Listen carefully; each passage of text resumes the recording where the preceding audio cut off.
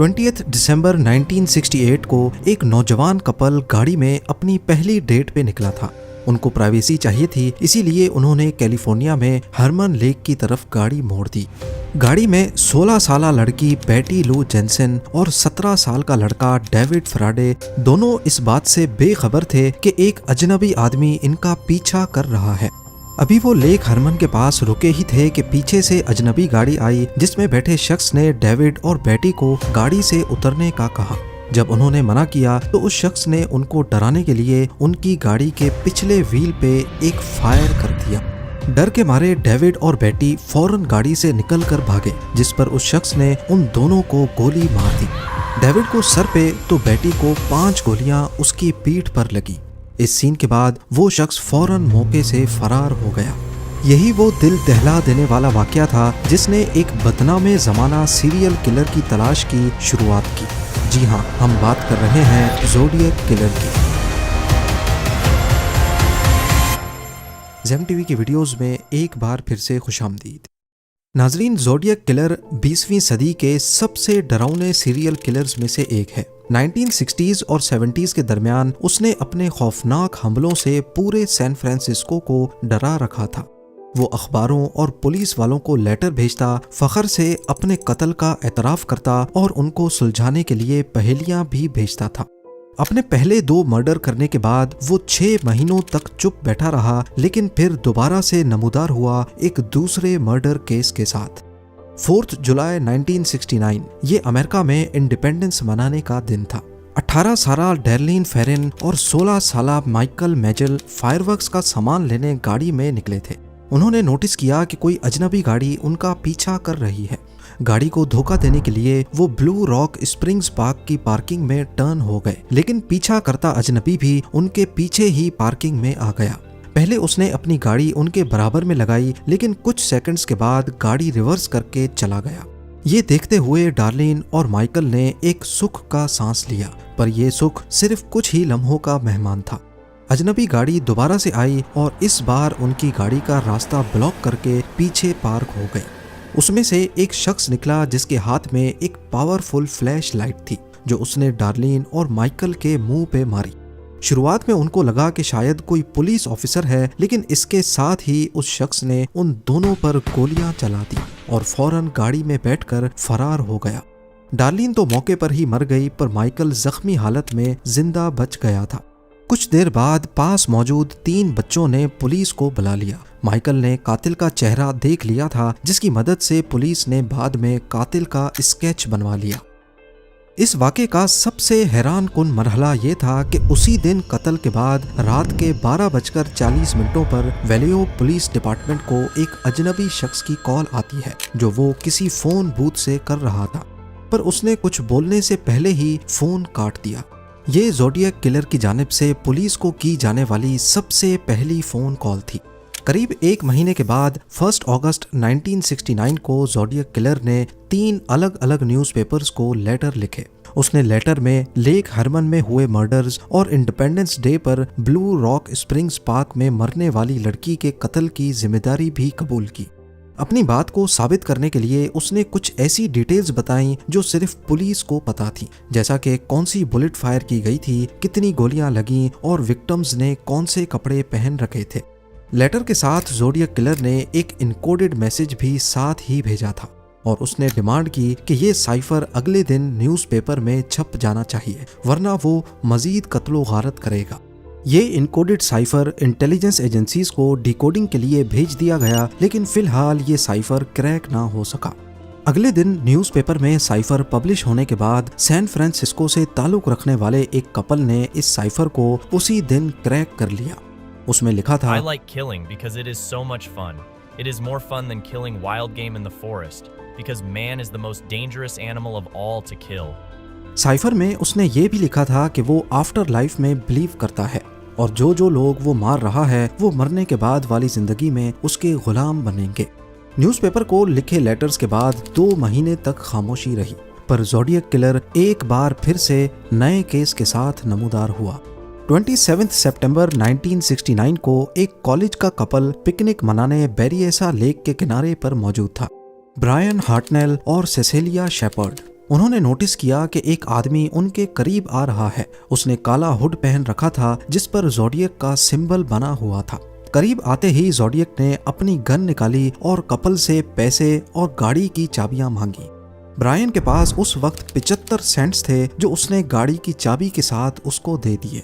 इतने में उसने ब्रायन को गाड़ी की चाबी वापस की और बंदूक के जोर पर उन दोनों के हाथ रस्सी से बांध दिए। फिर उसने अपना चाकू निकाला और दोनों पर कई वार किए।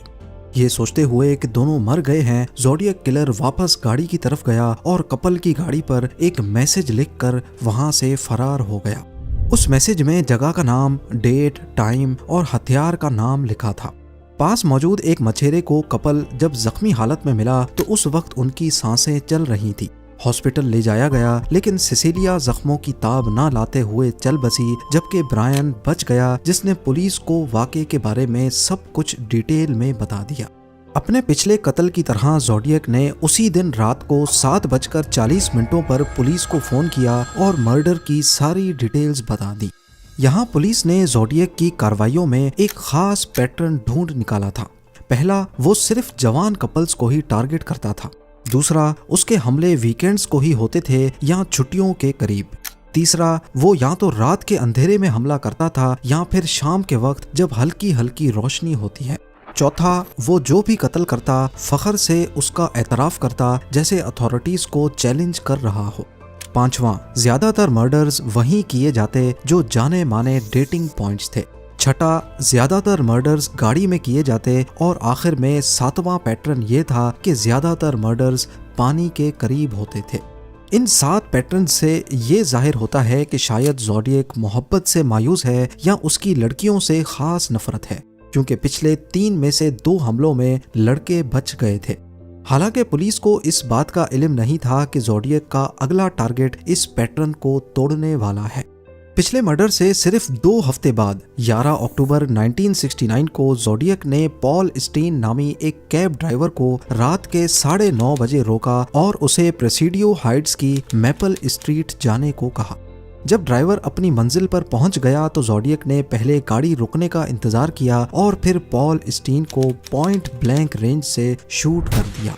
उसके बाद ज़ोडिएक उतरकर आगे पैसेंजर सीट पे बैठा और पॉल की शर्ट का एक पीस काट कर अपने साथ ले गया। इस मर्डर के दौरान पास मौजूद बिल्डिंग के 2nd फ्लोर से 2 बच्चे ये सारा मंजर देख रहे थे। उन्होंने फौरन पुलिस को इन्फॉर्म किया, लेकिन उनसे गलती ये हुई कि उन्होंने ज़ोडिएक का होलिया बताते वक्त उसका रंग ब्लैक बता दिया। उसी एरिया में एक पुलिस कार पेट्रोलिंग पे निकली हुई थी। उन्होंने फौरन मैपल स्ट्रीट का रुख किया और रास्ते में उनका टकराव ज़ोडिएक से हुआ, जो हल्की धुंध के बीच पैदल चल रहा था। अब क्योंकि पुलिस किसी काले रंग के शख्स को ढूंढ रही थी, इस वजह से उनका ज़ोडिएक पर ज्यादा शक नहीं गया, क्योंकि ये ब्लैक नहीं था। पुलिस ने ज़ोडिएक से रुक कर पूछा जरूर कि क्या उन्होंने इस एरिया में कुछ अजीब सा देखा है। आगे से ज़ोडिएक ने बताया कि अगली गली में एक शख्स गन लहराता हुआ गया है, लिहाजा पुलिस जल्दबाजी में उसी डायरेक्शन में चली गई। हालांकि पुलिस ऑफिसर्स अगर उतरकर ज़ोडिएक को देखते तो उनको उसकी जैकेट पर खून के धब्बे नजर आ जाते। ज़ोडिएक एक बार फिर से पुलिस की गिरफ्त से भागने में कामयाब हो चुका था, लेकिन पुलिस को पॉल स्टीन की गाड़ी से ज़ोडिएक के फिंगरप्रिंट्स मिल गए। कुछ दिनों के बाद ज़ोडिएक ने न्यूज़पेपर्स को दोबारा से लेटर्स लिखे और पॉल स्टीन की हत्या का सारा किस्सा हूबहू बता दिया, और साथ में सबूत के लिए पॉल स्टीन की शर्ट का पीस भी भेज दिया। इस बार उसने स्कूल बस पे हमला करने की धमकी दी थी।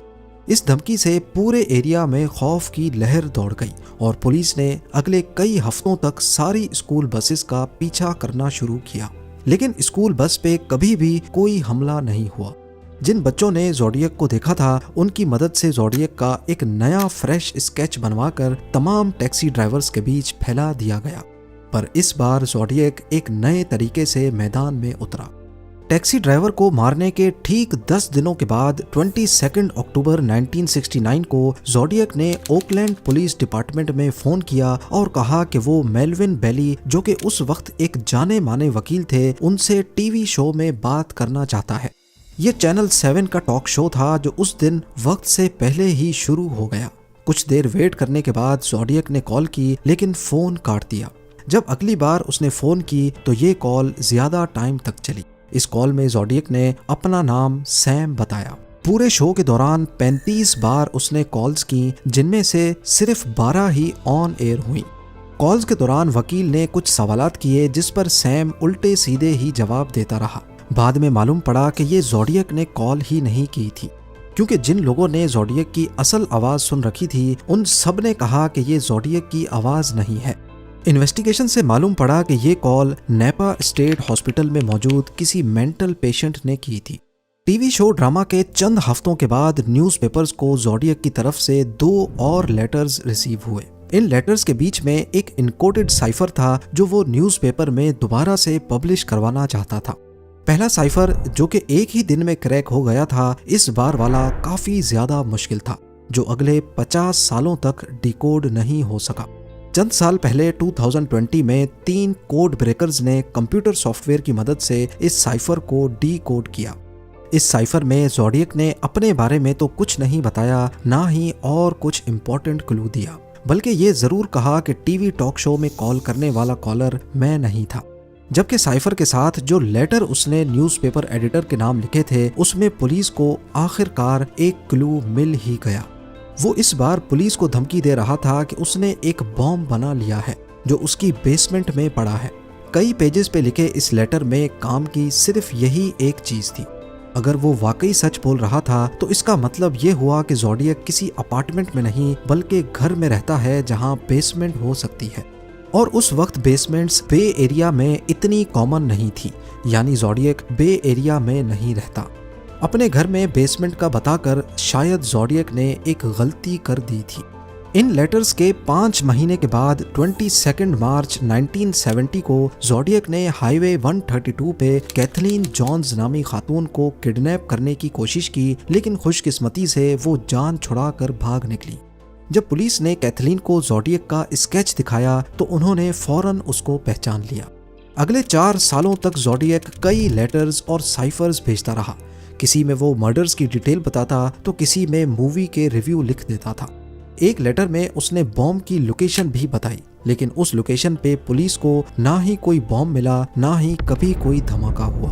उसका आखिरी लेटर 30 जनवरी 1974 को रिसीव हुआ, जिसमें उसने अपने मर्डर का स्कोर कुछ ऐसे लिखा था: मी 37 SFPD 0, यानी मैंने 37 मर्डर्स किए हैं, जबकि सैन फ्रांसिस्को पुलिस डिपार्टमेंट का स्कोर 0 है। पर पुलिस का कहना था कि ज़ोडिएक एग्जेजरेशन में ज्यादा नंबर्स बता रहा है, जबकि उसके तरीके से किए जाने वाले मर्डर्स की तादाद सिर्फ 5 है। पुलिस और दीगर लॉ इन्फोर्समेंट एजेंसीज जैसा कि CIA ने ज़ोडिएक के बिहेवियर और उसके कत्ल करने के तरीकेकार पर गहरी रिसर्च करने के बाद ये नतीजा निकाला कि ज़ोडिएक कोई मामूली इंसान नहीं बल्कि मिलिट्री ग्रेड की नॉलेज रखता है। क्राइम सीन से मिलने वाले फुटप्रिंट्स भी जिस जूते के बताए जा रहे हैं वो विंग वॉकर है जो नॉर्मली किसी मिलिट्री स्टोर पर मिलते हैं। इसके अलावा क्रिप्टोलॉजी और साइफर का एक्सपीरियंस भी हो सकता है इसने मिलिट्री में रहने के दौरान हासिल किया हो। अब क्योंकि पूरे अमेरिका में ज़ोडिएक किलर ने खौफ तारी कर रखा था और उसको खासी अटेंशन भी मिल रही थी, और इसके बीच कई लोगों ने अटेंशन पाने के लिए ज़ोडिएक होने का झूठा दावा भी किया, जिससे असल ज़ोडिएक की तलाश पुलिस के लिए और ज्यादा मुश्किल हो गई। शुरुआत में पुलिस का शक आर्थर ली एलन नामी शख्स पर गया। काफी सारे सबूत आर्थर के खिलाफ जा रहे थे। एक तो ये कि उसका मिलिट्री बैकग्राउंड था, दूसरा उसके पास से एक घड़ी मिली जिस पर ज़ोडिएक लिखा था और लोगो भी बना हुआ था। लेकिन ना ही आर्थर की हैंड राइटिंग और ना ही फिंगरप्रिंट्स ज़ोडिएक से मैच हुए। कई साल तक पुलिस की कस्टडी में रहने के बाद वो 1992 में मर गया। पुलिस का दूसरा सस्पेक्ट रिचर्ड गाइकोस्की नामी शख्स था, क्योंकि उसकी शक्ल ज़ोडिएक से मिलती थी, लेकिन इसके अलावा उसकी हैंड राइटिंग और फिंगरप्रिंट्स ज़ोडिएक से मैच नहीं हुई। इसी तरह पुलिस ने टोटल 50 लोगों को शक की बिना पर उठाया, लेकिन उनमें से कोई भी ऐसा मुजरिम नहीं था जिसकी सारी प्रोफाइल ज़ोडिएक से मैच करती हो। बेशक इस केस को हद से ज्यादा शोहरत मिली, लेकिन ज़ोडिएक किलर की असल शनाख्त जुर्म की दुनिया में आज तक एक मिस्ट्री बनी हुई है कि आखिर ज़ोडिएक कौन था, उसने क्यों इतने लोगों का मर्डर किया और लाइफ आफ्टर डेथ वाली कहानी से हटकर उसका असल मकसद क्या था। उम्मीद है जेम टीवी की ये वीडियो भी आप लोग भरपूर लाइक और शेयर करेंगे। आप लोगों के प्यार भरे कमेंट्स का बेहद शुक्रिया। मिलते हैं अगली शानदार वीडियो में।